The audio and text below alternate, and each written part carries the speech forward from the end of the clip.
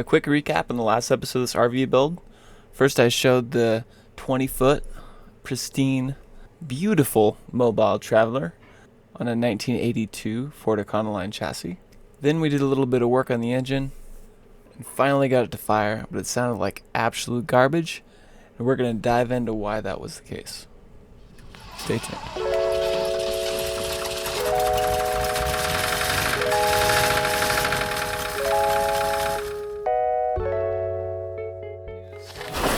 After we ran the van a little bit, trying to move it to a different place to work, it looks like we mixed up the oil, and it looks a little milky. So I was having some focus issues, but you can kind of see some brown milkshake on the dipstick here. Alright, so I just cracked the drain pan, and yeah, that is coolant. So, definitely got a blown head gasket, that's for sure.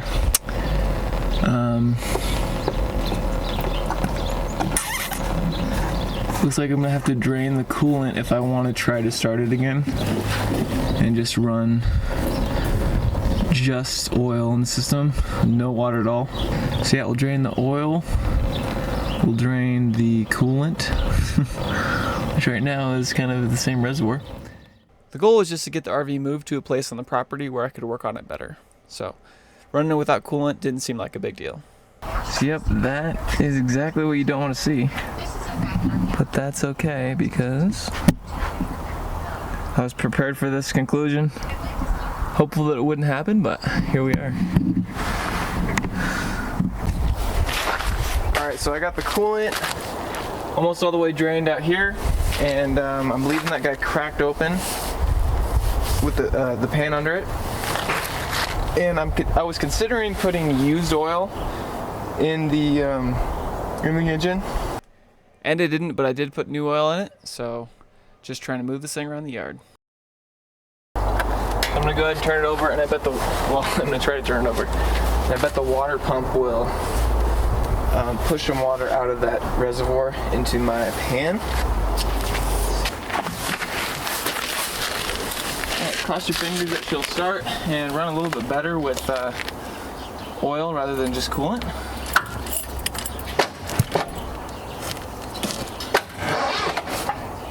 She turned over, that's good.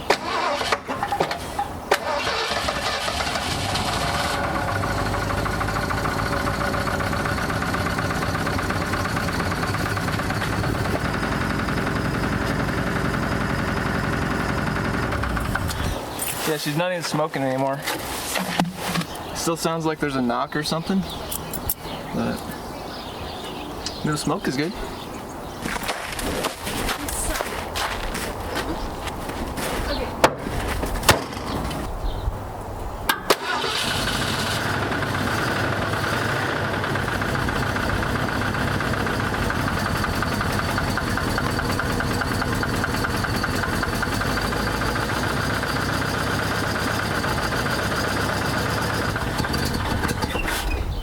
Still doesn't have a ton of power. Oh man.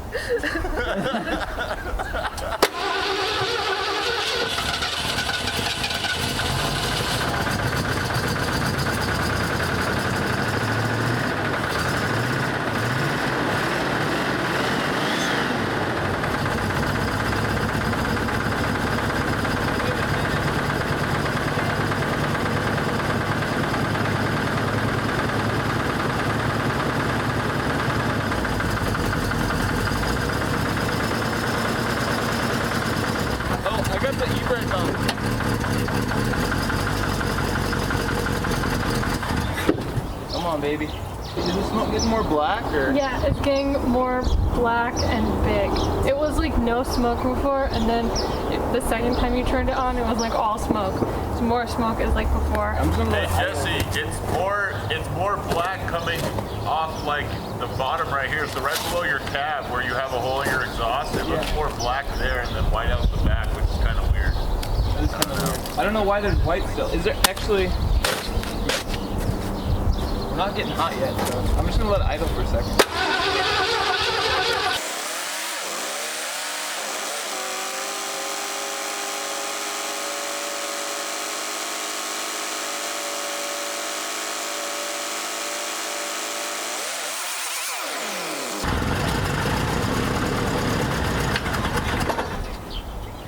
Dun,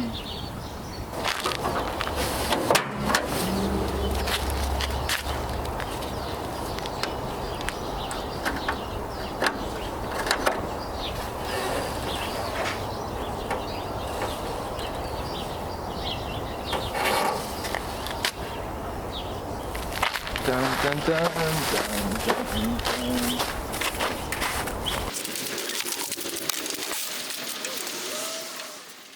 Here I'm just getting out any excess coolant from the radiator that has circulated now the engine's rotated a few times.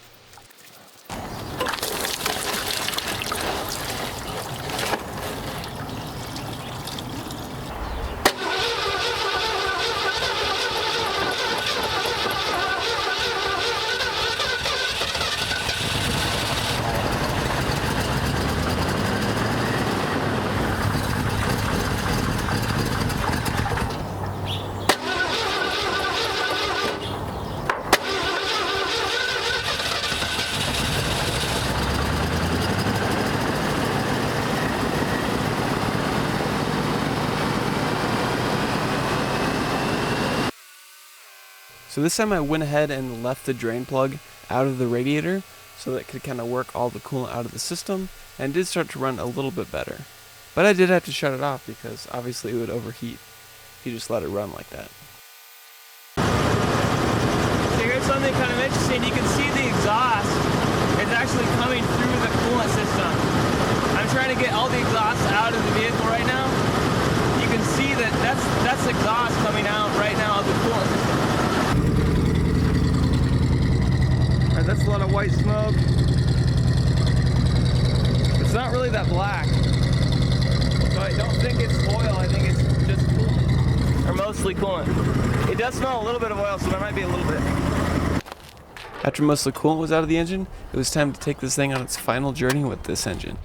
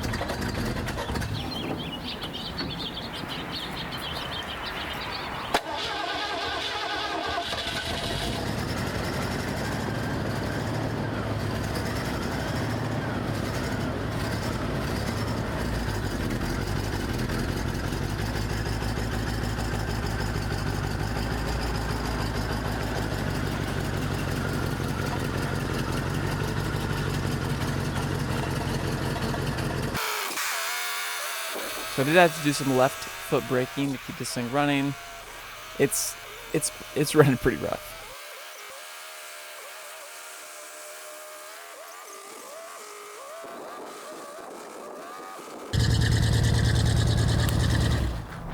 Alright, so since my RV doesn't fit in any nice shop that I have, we're gonna go ahead and throw some off-road tires at the problem. Alright, so the first thing I did when I was thinking about how to do this is I measured the clearance I have underneath the RV, and I don't quite have 10, almost 10. So what I came up with was these 8-inch tires, and I think those will fit fine as long as I don't kind of go above that with like the top clearance of this. So what I'm going to do is, these have a 5/8 inch axle. I picked these up at Harbor Freight. They're like $8 a piece. Now the length of the kind of the bearing hole is 1.5 inches. I was only able to get bolts with a 1-inch shank just because I went to Home Depot. I want to get this project done quickly. So the plan is to basically, thread this through, and I'm going to weld the head of the bolt to this area right here. Now this isn't going to be able to turn after I do this mod, but I can always take these off and it'll just be like this bolt nub is sticking out type thing. That's at least the plan. I might have to kind of temporarily tie back these caster wheels and see how that goes. And I want to make sure that these are mounted. Got a lot to be able to take a lot of weight too.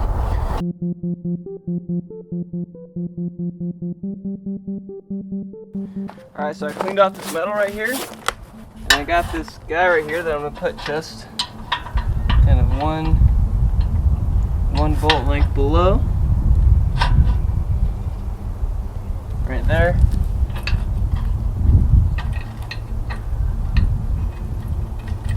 Gotta make sure I can still swing, so something like that.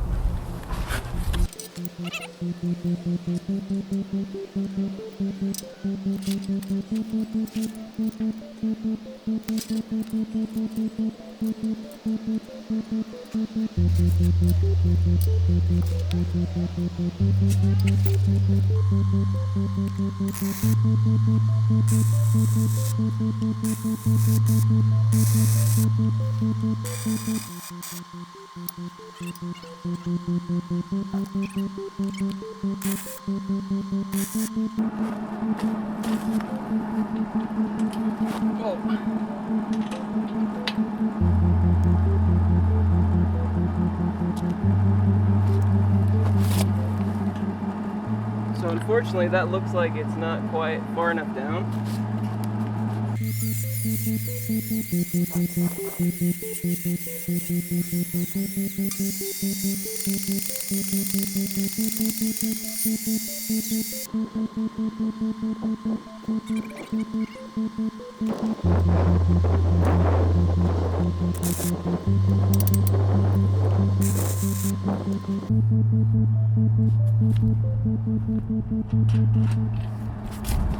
Alright, that looks good. It's almost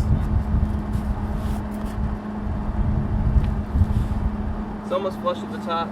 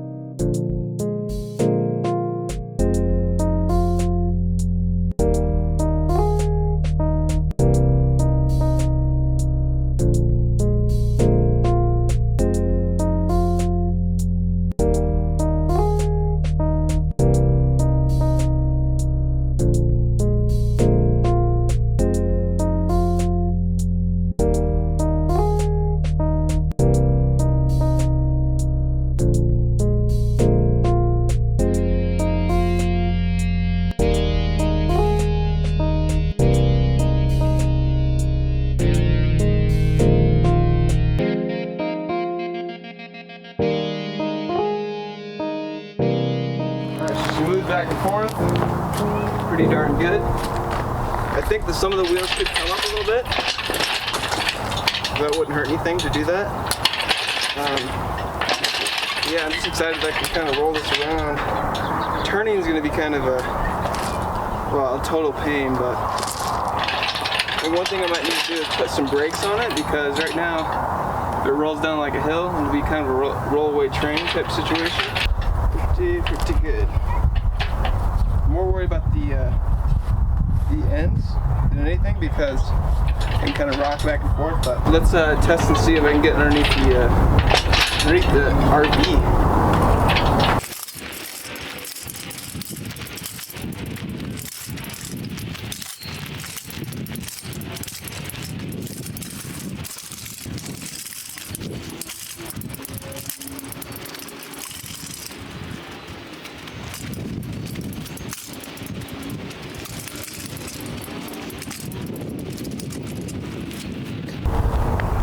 So I don't have a ton of clearance, but I do have enough to get her underneath there. So I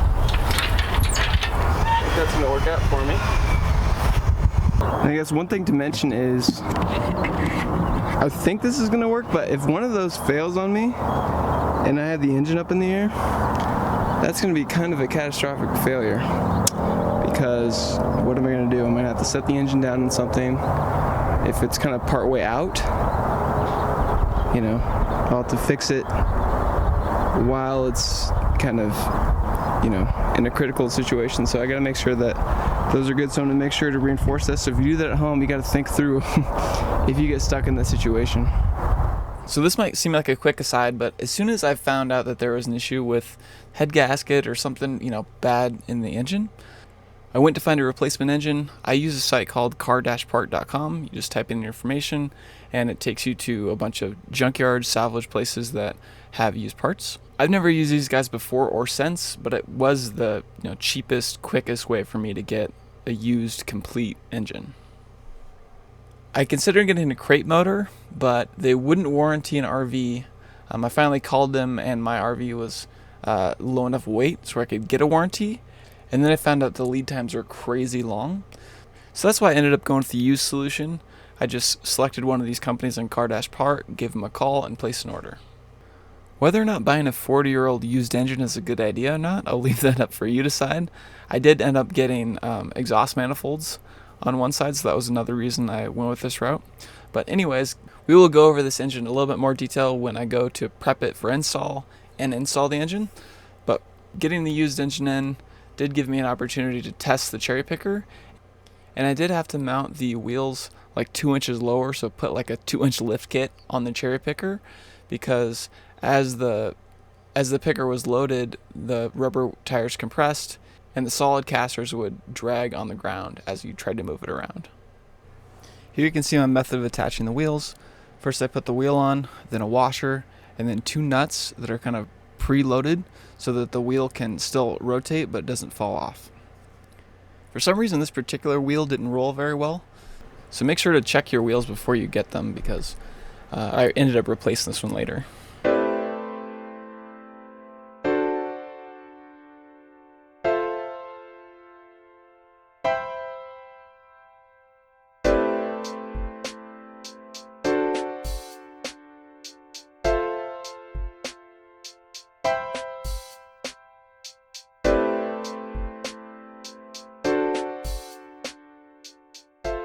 So I finally got some good weather and ready and motivated to start getting the engine out of this thing. So I'm not exactly sure how to make this interesting. It's just a lot of removing parts in a certain sequence. Anybody can do it. You just have to take your time. I did a lot of labeling of stuff, so I'm just going to kind of run through this as quick as I can and just go over some interesting things or stuff you might want to know if you're going to do this yourself. So I already had the doghouse off from working on the engine before. My first step was just to kind of go through, label vacuum lines, and also take a bunch of pictures. I even took a picture of the diagram that was on the valve cover to study when I put everything back together, because I actually have to pass emissions. So for somebody like me, I can't just cap stuff off. Even just taking general pictures of like carburetor linkages and things like that really help you kind of have a reference point so you know something doesn't go on backwards when you reassemble everything. Trying to get all like the big things done. I think the motor mount and the bell housing bolts will be last. It's kind of my plan.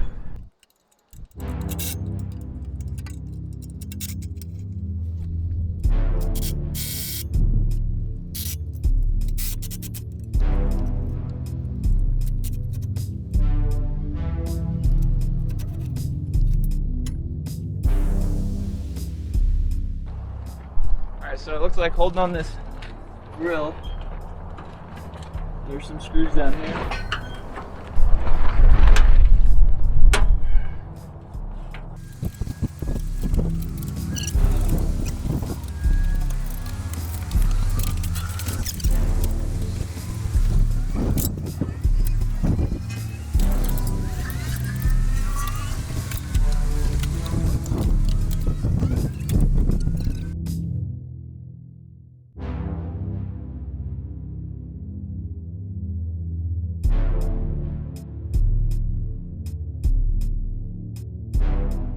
So I did end up breaking the attachment points on the transcooler, so later on I'll have to get an aftermarket transcooler to fit back in place.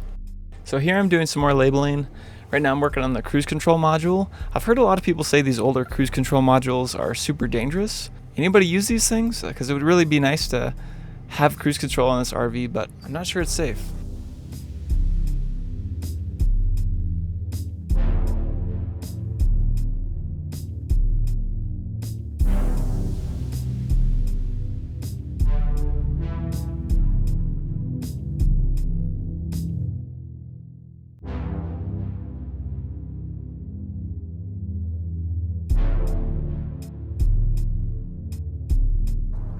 Alright, so check out that nice opening I have now to draw the engine out. So I'm gonna take off. One of the reasons I want to do it in this order is so that I can get a nice good picture of my my belt routing.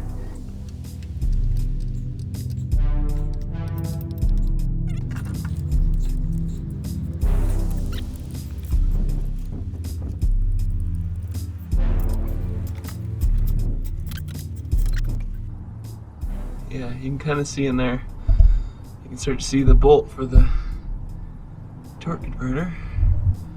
So I'm trying to spin that a little bit. Let's see.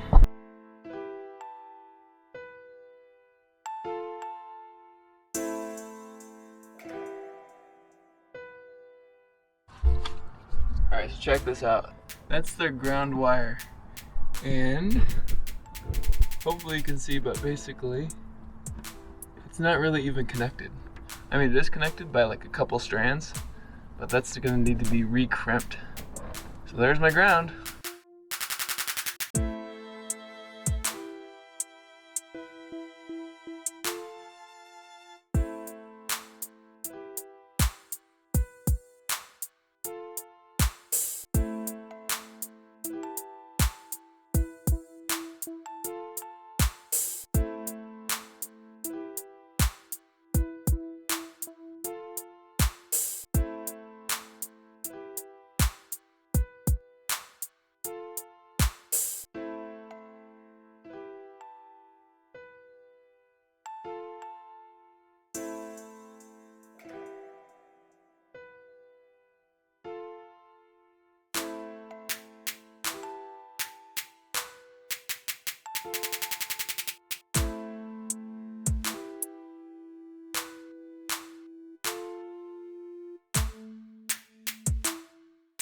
Yeah, so it's starting to look like I have more of an engine to work with, which is pretty cool.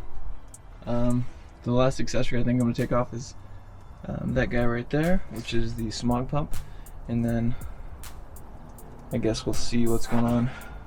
I don't think I'm going to take off the fuel pump, or I don't know. I guess I don't think I need to take out the fuel pump. Maybe I can change my mind on that. I'm questioning whether or not I will take off the distributor. I think I probably will, so just keep chugging away.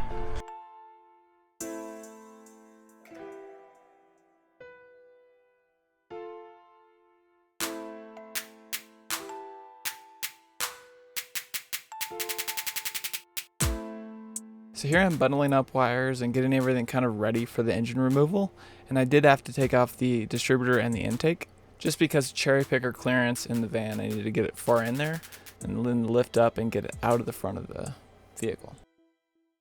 Alright, so it's been terrible weather, as you can see. I had like a temporary tent set up and had a tarp covering stuff. Right now it's even raining a little bit, which is not great, but I want to show you kind of the setup I got going on here. I got some chains laid out so I can figure out the engine lift situation. And I have a, let's see, I think that's a, yeah, that's a 1-inch socket. It's on the crank there. And I am a really long rod that is going to hopefully get the torque converter bolts off. So I'm not sure why I thought I had to use the starter hole to get the torque converter nuts out, but yeah, there's an inspection cover that's much easier to get to.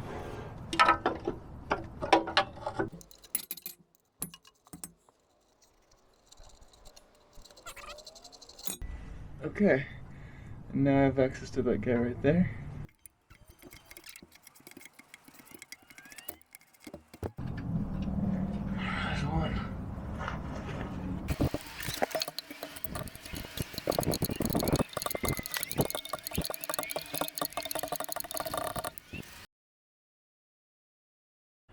Alright, so I was time-lapsing you guys, but this right here, I think that is your oil drain for the torque converter. So if you want to get oil out of your torque converter, that's how you do it. But to swap the engine and separate the transmission from the engine, I don't need to remove that plug.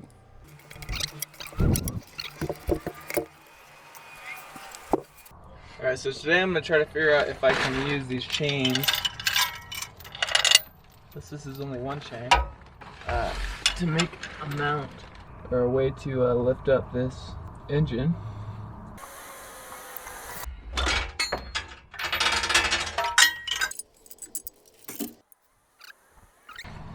And I have basically giant washers that I made that are stuck together to each other. But basically they're giant washers that should hold down the chain. Alright, I took some time and I adjusted my fancy washers here. I want this pretty tight because I don't have a lot of clearance here. Right there, seems pretty good.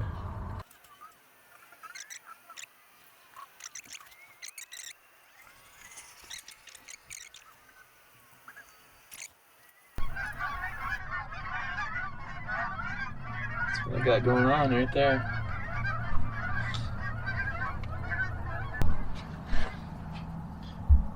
See what my washers look like. I don't think that they will scrape up my heads. It's definitely something I'll have to look at when after I remove the engine to see if I'm damaging the heads by using this method. But I'm not sure where else to attach to, so this is what I'm going with. Here you can see that before I pulled the motor mounts, I did put a transmission jack under the transmission just to kind of help get ready and if I need to finagle the trans to get the engine out. Alright, so I think you can see the motor mount bolts right here and right here. Then go ahead and take these out.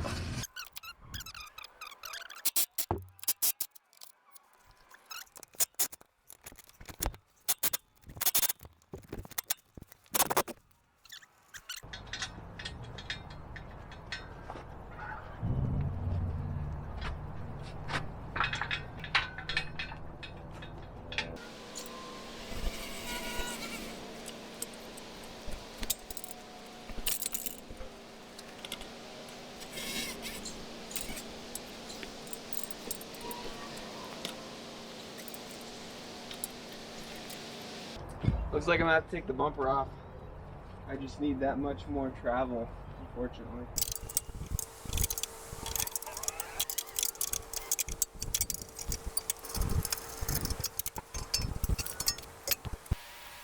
So I'm running into my my transmission support jack, unfortunately. So I think that's as far as I'm gonna get.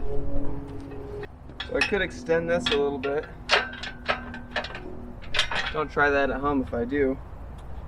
It's definitely one option. I don't know if it's going to overload the front. It might if I do that. Alright, so I don't recommend this, but I did end up extending this guy right here. I made sure to have, a lot of extra play on the backside here. And I put a tube in the inside that spans the gap, so it's like a, basically bridges the welds. So it's tube as well as just ending on, so it kind of, I know if you go too far it'll start tipping the hoist. This is about 7.5 inches. Like I said, I don't recommend it, but I'm being honest about what I did here. So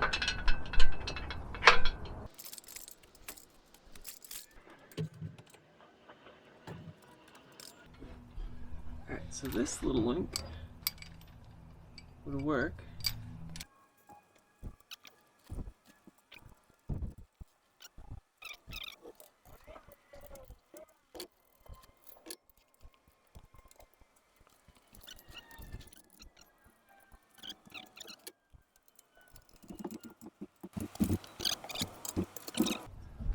Right there.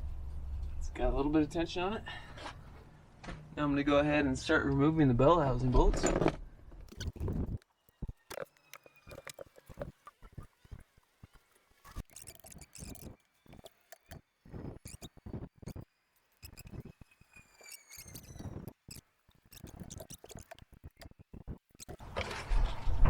I don't know what's keeping it in. Alright, so I can't get the engine out. I'm just going to try to pull on the cherry picker. Oh. Well, that's moving, so lift up. Alright, I think we're home free. This transmission line is kind of like intertangled with the motor mount, so I need to make sure to not smash that.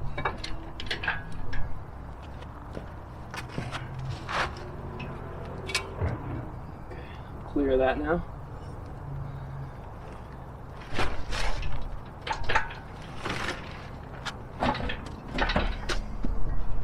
Look on the backside, see if anything's catching. Alright, so I'm actually lifting up my transmission, which I'm going to lower this down a little bit. Okay, that was more than I planned. And I'm just going to kind of try to pry the engine off the trans. Alright, you can see what I can see. I'm going to go grab a screwdriver. Alright, so there are pins that separate that still are engaged.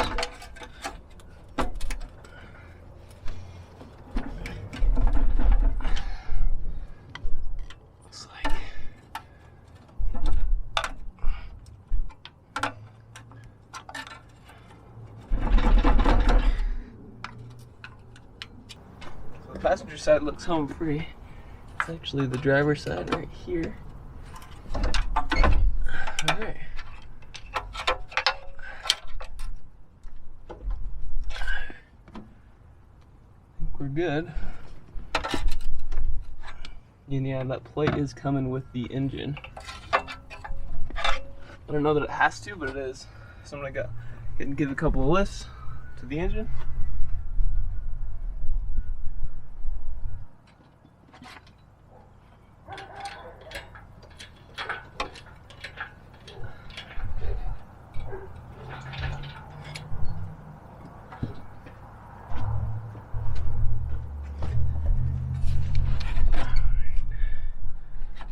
Still engaged.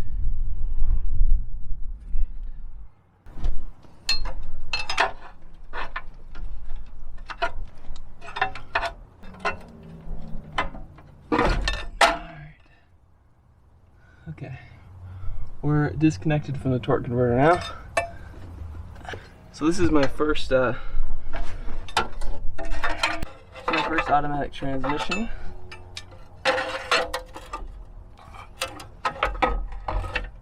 Move on. Now I'm just trying to get the flex plate off the transmission. There you go. So now you can see the flex plate. Don't think I damaged it. Maybe a little scrapage.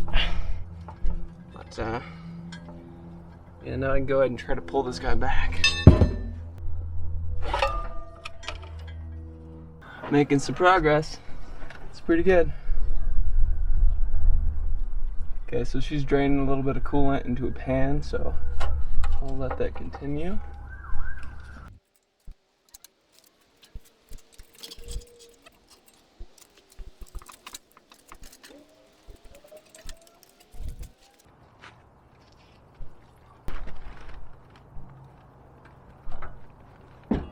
Gonna try to move the legs of this a little bit.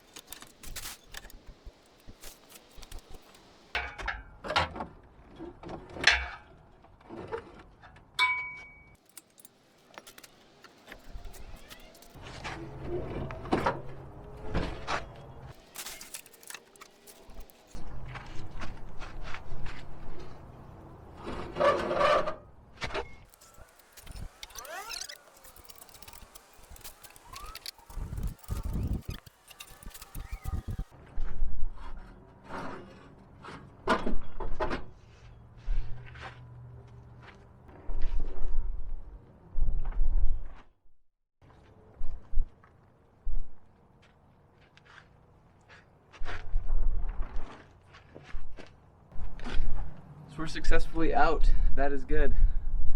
That's a good feeling. The cherry picker seems to be holding up pretty decent with its modifications. The off-road wheels are pretty compressed, but holding up, so that's good. Alright, that's going to be a wrap for this episode. I am trying to put up more content, but really am struggling with editing, so if there's anybody out there that has a passion for editing or YouTube and kind of interested in this automotive stuff, just email me at scrapmetalmade@gmail.com, and I'd love to, grab a cup of coffee or something and see if we could work something out. But thanks for watching. On the next episode, I'm going to dive into, some of the other engine stuff, get that prepped for install. Not sure how far I'll get, but I'm super excited to get this thing on the road. Hope to see you in the next one.